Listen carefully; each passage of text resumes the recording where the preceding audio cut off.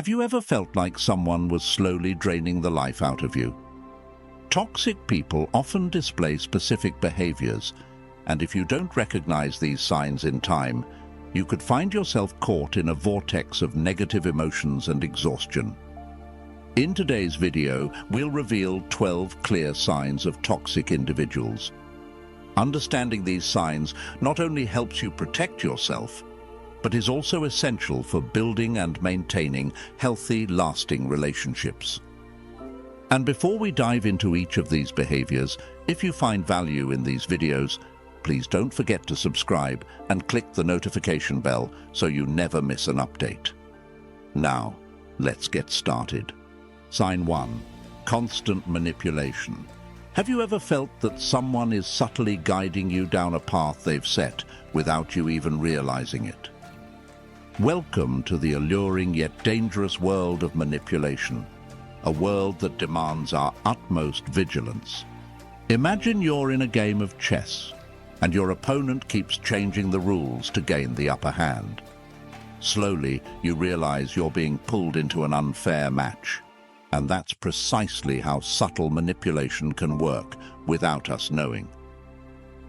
According to Dr. Harriet Breaker, author of Who's Pulling Your Strings, manipulation is a way of quietly influencing others to act in favor of someone else's interests, often without the person being aware. So how do we recognize a manipulator in our lives?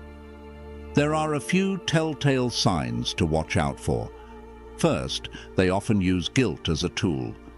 If you really cared, you'd do this for me. Second, they make you question your own sense of reality, causing you to doubt what you see or feel. Third, they consistently play the victim, taking on that role no matter the situation, so they appear as the one who is always suffering.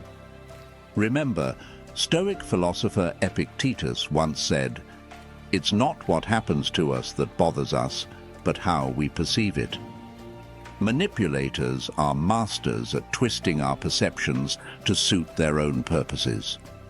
A study published in the Journal of Personality and Social Psychology even found that those prone to manipulation often score high in narcissism and Machiavellianism, a dangerous combination that's not easy to handle. But don't worry, there are strategies you can use to protect yourself. First, set clear boundaries. Sometimes a simple, firm no is enough to create a strong layer of defense. Second, trust your instincts. If something doesn't feel right, trust that feeling. Third, seek support from trusted friends for added perspective. Psychologist Dr. George Simon has said that the best defense against manipulation is knowledge and understanding. And remember, not everyone who occasionally manipulates has bad intentions. We too sometimes use such tactics without realizing it. The key is to recognize these patterns and work on improving ourselves. As Marcus Aurelius once said, "Soon you will forget everything, and everything will forget you." So don't let yourself be consumed by manipulators, but stay vigilant and aware. Get ready for the second warning sign, the art of never apologizing. Have you ever known someone who always believes they're right, even when they're clearly wrong? This phenomenon is more common than you might think, and according to experts, it could be a sign of deeper emotional issues. Imagine life as a giant game of Monopoly. We all make mistakes, we all land on go to jail from time to time. But some players seem to think they have a permanent get-out-of-jail-free card. These are the masters of never apologizing. Psychologist Robert Enright, a pioneer in forgiveness studies, suggests that an inability to apologize often stems from a fragile ego and a deep fear of vulnerability. It's as if these individuals are wearing emotional armor, preventing them from ever admitting fault. So what does Stoic philosophy say about this? Marcus Aurelius reminds us in his Meditations that the best revenge is not to be like your enemy. In other words, if someone refuses to apologize to you, the best response is to avoid mirroring their behavior. But how can we recognize people who are allergic to apologies? Here are a few signs. They always have an excuse. They shift blame onto others or external circumstances, and they downplay the impact of their actions. A study published in the Journal of Personality found that people with narcissistic traits are less likely to offer a genuine apology. Surprising? Perhaps. But it's not hopeless. If you find yourself dealing with someone like this, or worse, if you see yourself reflected in this description, here are a few tips. First, practice empathy. Try to understand why apologizing might be so difficult for them. Second, set clear boundaries. Don't let their lack of apology become the standard in your relationships. Remember, acknowledging our mistakes doesn't make us weak. It makes us more human. I once had a friend who consistently avoided apologies, and it strained our friendship. Finally, after a difficult situation, instead of demanding an apology, I simply expressed that I valued honesty and sincerity. Surprisingly, this prompted them to apologize for the first time. So the next time you find those words, "I'm sorry," stuck in your throat, ask yourself, do you want to be right, or do you want peace? Sometimes a simple apology can be the bridge to healthier, more fulfilling relationships. Now let's move on to the next sign. Have you ever met someone who seems to have a heart of stone? This is the third sign in our bad person detector, a lack of empathy. This trait is like an invisible wall that separates certain individuals from the rest of humanity.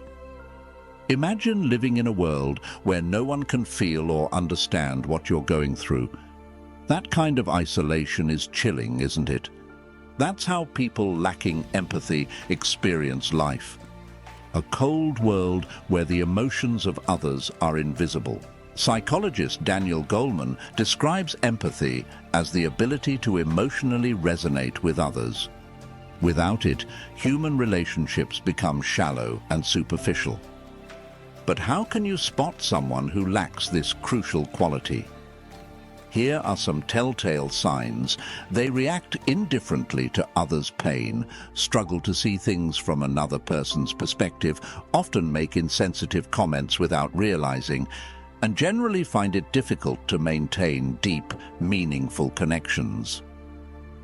I remember an old friend from college. At first, I thought he was just a straightforward person. But over time, I saw it as a deeper lack of empathy. When another friend of ours lost a loved one, while everyone else offered support and sympathy, he simply shrugged and said, "Everyone goes through that. What's the big deal?" Those words not only hurt the grieving friend, but made everyone else feel uncomfortable, gradually creating a distance between him and others. That lack of empathy was like invisible armor, blocking him from feeling and connecting with the emotions around him. A study by the University of Michigan revealed that empathy levels among college students have dropped by 40% in the last 30 years. It's alarming, almost as if we're facing an epidemic of hearts of stone. But not all is lost. The good news is that empathy can be cultivated and strengthened.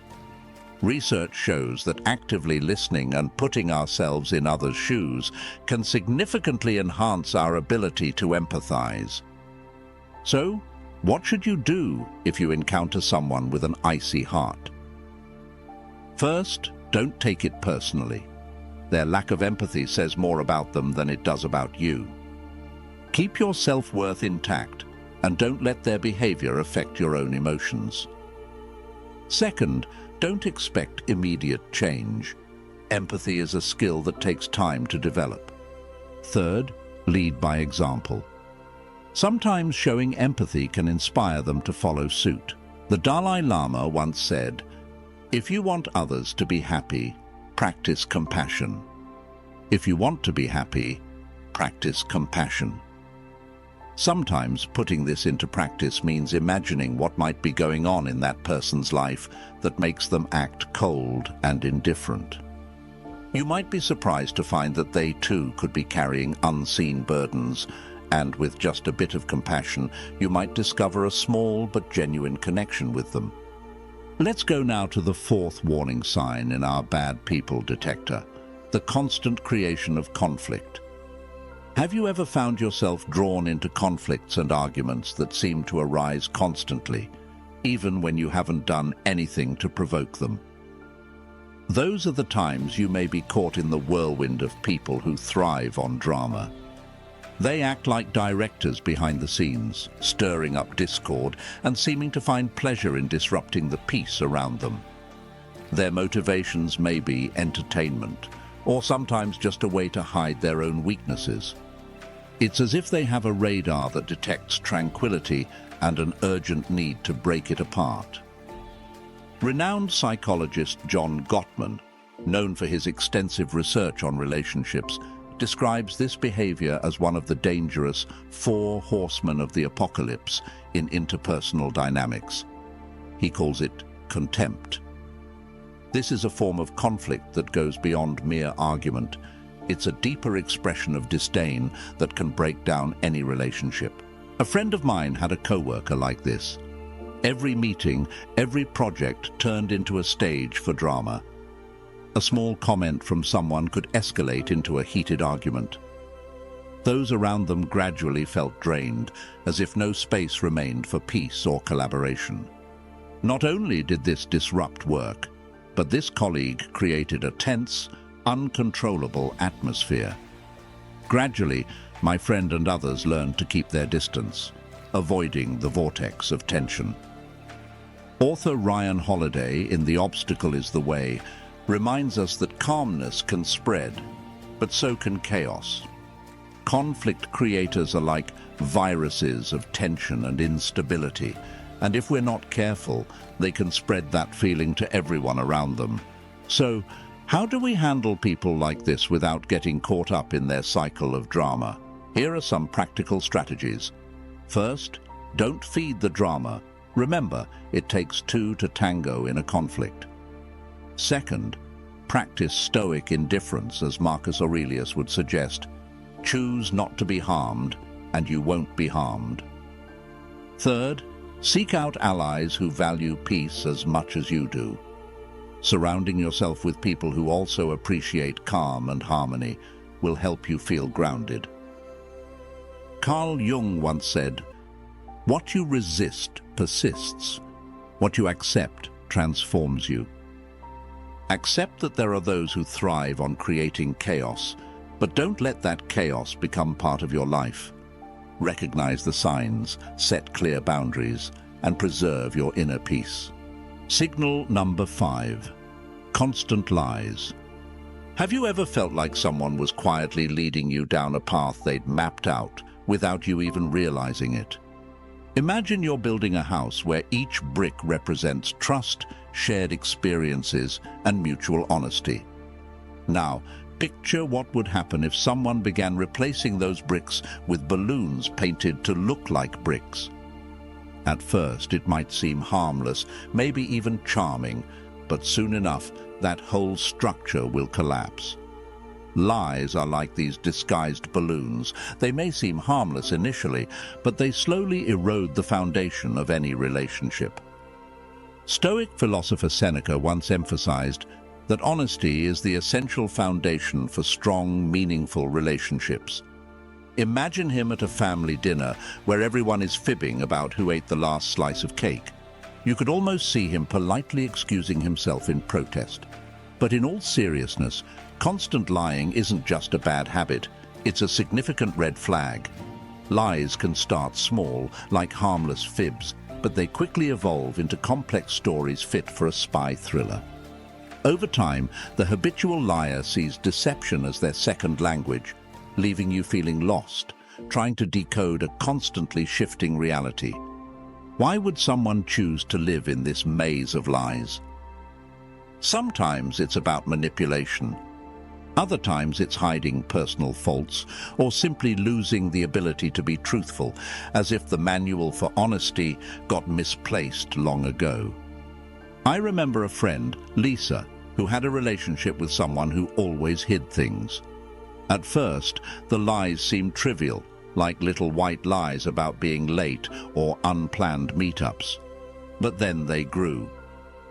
One time he claimed he had to leave town for a business trip, only for Lisa to find out he was actually hanging out with an old friend nearby. It was like living in a brick house made of balloons, a place that looked solid but was hollow inside. So, how do you spot a compulsive liar? Here are some clues. First, their story often changes, lacking consistency. Second, they tend to avoid eye contact, a common but not absolute sign. Third, watch for changes in body language, like touching their nose or rubbing their neck, signs of discomfort while lying. Fourth, they often dodge direct answers, instead responding with vague, evasive replies. And finally, here's a trick. Ask them to tell the story in reverse order. Because they usually invent as they go, this simple request can be challenging for them. What can you do about it? Start by observing the signs. If their story doesn't add up, or if something feels off, trust your gut. You don't have to become a detective, but ignoring these warning signs won't help either. Most importantly, nurture your own honesty. Be the solid brick in your wall of trust. You won't just feel better about yourself, you'll inspire others to be honest too. Recognizing a habitual liar isn't about judging them, it's about protecting yourself, like having an umbrella on a rainy day. You may not avoid the rain, but at least you won't get soaked. Let's go now to the sixth sign. Have you ever been around someone who reacts as if the world is ending over the smallest bit of criticism? This behavior is like a red flag, warning you to tread carefully when dealing with them. Imagine a pressure cooker wound up to its limit, waiting for that last bit of pressure to explode. That's exactly how these individuals behave, overreacting and creating emotional tremors that disrupt everything around them. You may have witnessed this scene before, but what drives some people to respond so intensely to criticism? The answer lies deep within. These outbursts are reflections of insecurity and fragile self-esteem.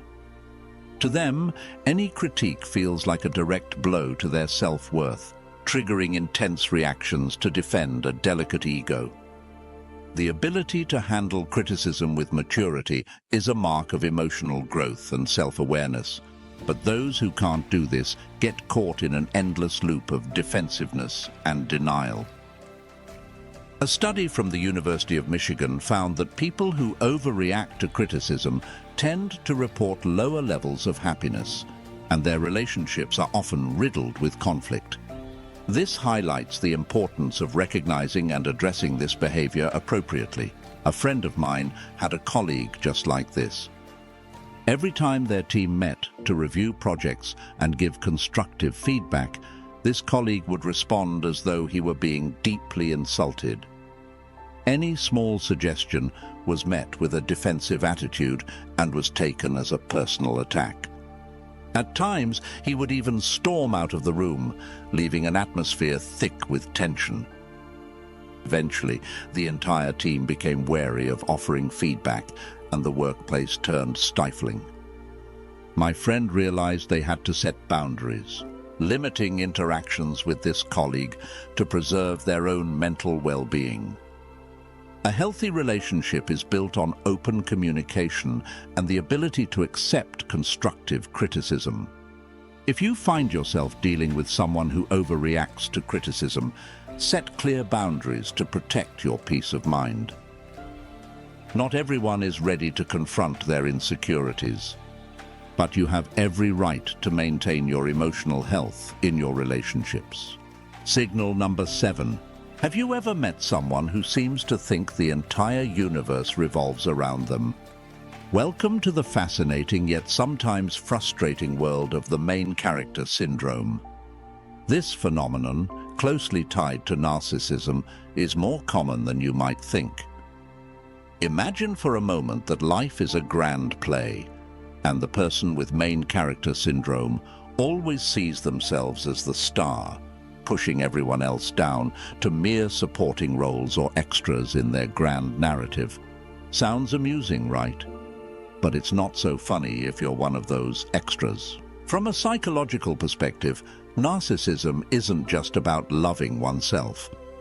Dr. Craig Malin, a psychologist at Harvard, describes it as an addiction to feeling special, like these individuals have an unquenchable hunger for admiration and attention. History is filled with people who could have been diagnosed with this syndrome. Think of Napoleon Bonaparte, for example, the man who crowned himself emperor. Imagine the confidence that must take. Or consider Louis XV of France, who reportedly said, "I am the state." Clearly, these people didn't suffer from low self-esteem. So, how do you handle people like this in everyday life? Here are a few tips. First, set clear boundaries. Those with main character syndrome tend to invade your space. Don't be afraid to say no. Second, don't feed their ego. An occasional compliment is fine, but don't make it your full-time job. Third, find common ground if you can. Even the most self-centered people can form meaningful connections when shared interests are involved. Remember, it's not about changing them, you probably won't, but learning how to navigate their turbulent waters without getting pulled under. And here's an interesting twist. We all have a little bit of main character inside us. Yes, even you. Next time you find yourself thinking you're the center of the universe, pause and remember that you're just one star in a galaxy filled with stars. So if you find yourself on life's stage with someone who seems to want all the attention for themselves, take a deep breath, smile, and remember, they may think it's their show, but you decide your role in it. And who knows? Being a supporting character might actually have its perks. You don't have to memorize as many lines, and you're free to walk away whenever you please. Let's go now to signal number 8. Have you ever felt like someone only reaches out to you when they need something? It's as if you're just a temporary stop for them, a place to go when they need a favor, and then disappear when they're done. Imagine life as a complex chess game where some players are willing to sacrifice you, like a pawn, just to make another move forward. But don't worry, today we'll turn you into a rook, or better yet, a queen. Pieces that aren't easily sacrificed and can anticipate their opponent's moves. The Stoic philosopher Seneca once said, "Those who exploit others' misfortune are never far from destruction." Opportunists seem to have a radar, ready to detect and take advantage of others' weaknesses. They approach when they see something that serves them. Have you ever noticed someone who only calls or texts when they're in trouble or need help? That's a classic sign of someone who views you as a tool, a resource rather than a true friend. Of course, not everything is black and white. Sometimes we all fall into opportunistic behavior without even realizing it. The difference lies in intention and frequency. Asking for help when it's truly needed is natural, but when every interaction carries a personal agenda, it's a different story. So, how do you protect yourself from these emotional vampires while staying positive and open-hearted? First, respect your time and energy. These are precious resources that shouldn't be wasted. You're not obligated to be everyone's lifeline. Second, assess the balance of give and take in the relationship. If someone only ever takes without giving back, it may be time to reconsider that connection. Famous psychologist Carl Rogers once said, "The only way to truly understand someone is to place yourself in their shoes." Ironically, this is something that opportunists rarely do. The next time someone appears in your life as though you're merely a stepping stone, remember that you have the right to say no and to uphold your own boundaries.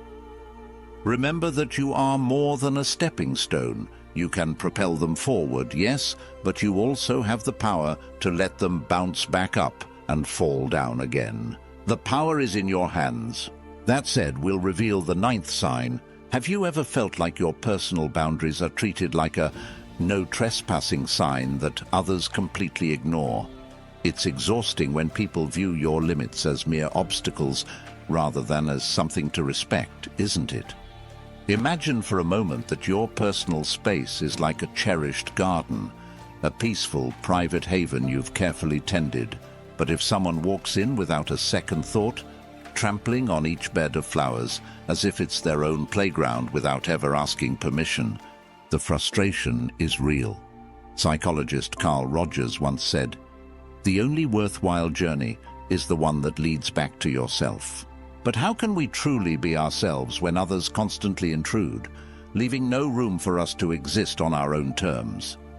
Those who disregard boundaries often see others' private spaces as challenges to overcome rather than protected zones that deserve respect.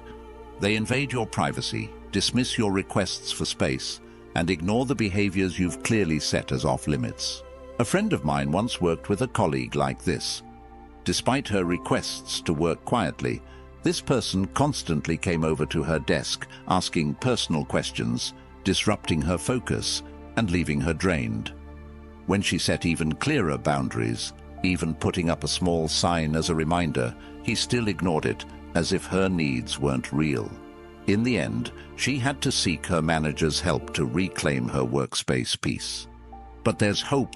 To handle boundary crossers, try a few approaches. First, be direct and clear. Don't leave room for misinterpretation or loopholes. Second, be consistent with your boundaries. Giving in even once can be like opening the door to energy vampires.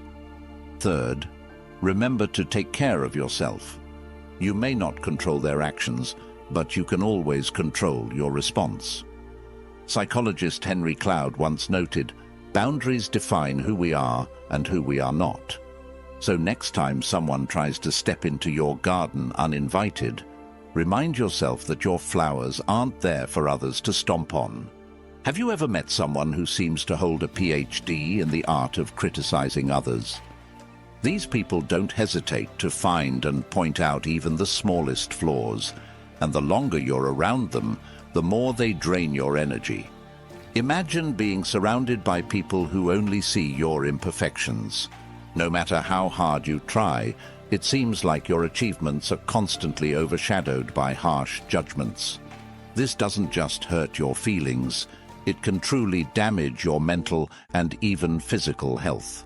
Psychologist John Gottman discovered that in healthy relationships, there need to be at least 5 positive interactions to offset just one negative interaction. When criticism continually exceeds this balance, it deeply impacts your emotional well-being. I once had a friend who turned every conversation into a harsh evaluation. No matter how minor my comment or significant my success, they always found something to critique, leaving me feeling defensive and exhausted. One day, I decided to distance myself from them, and to my surprise, my life became noticeably lighter and more positive without their constant judgment. But beware, don't confuse harmful criticism with constructive feedback. The difference lies in intention and frequency. Constructive criticism aims to help and improve, while toxic criticism only seeks to control or hurt. Stoic philosopher Seneca advised us to choose friends whose way of life and thinking bring us peace and progress. A study published in the Journal of Personality and Social Psychology even found that prolonged exposure to negativity can adversely affect our physical health. So how do we handle these tireless critics? First, don't hesitate to make your stance clear. I appreciate your opinion, but it's not needed here. Sometimes this can change the atmosphere immediately.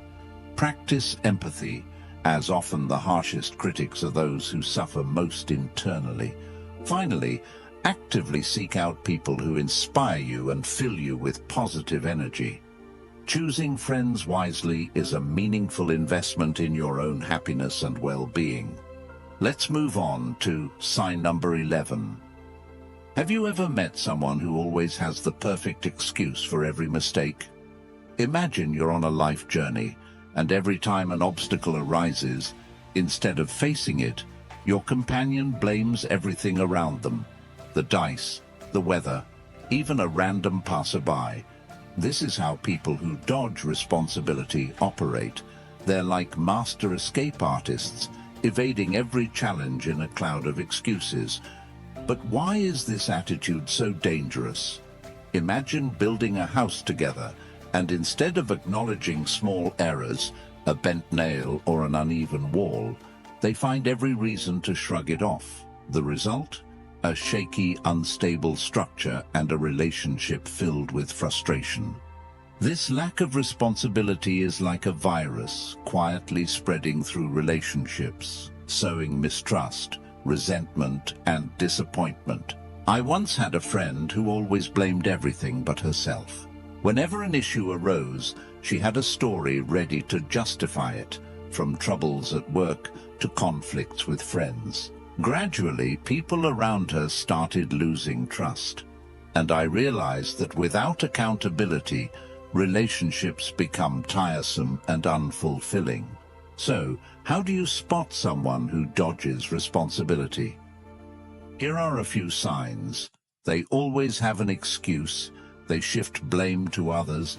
They often cast themselves as the victim, and they change the subject when faced with accountability. But there's hope. If you recognize some of these behaviors in yourself, that's a positive sign. Awareness is the first step toward change. Remember, responsibility is like a muscle. The more you exercise it, the stronger it becomes. Next time you feel the urge to blame something outside yourself, take a moment to pause and ask what you could do differently to improve the situation. Responsibility not only strengthens you, but also helps you build relationships grounded in trust and true respect. The 12th and final signal. Have you ever met someone who simply cannot let go of even the smallest mistake? They hold on to grudges as if they're priceless treasures, unable to move on. This is the final sign in our journey to recognize toxic behaviors around you, an obsessive drive for revenge or punishment. Rather than accepting feedback or respecting others' choices, they plot retaliation, treating it like a mission that must be fulfilled. But their revenge is not always as blatant as in the movies.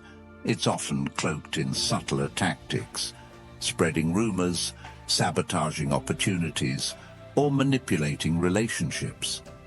It's as if they possess a finely tuned radar to detect every mistake, coupled with an arsenal ready to unleash.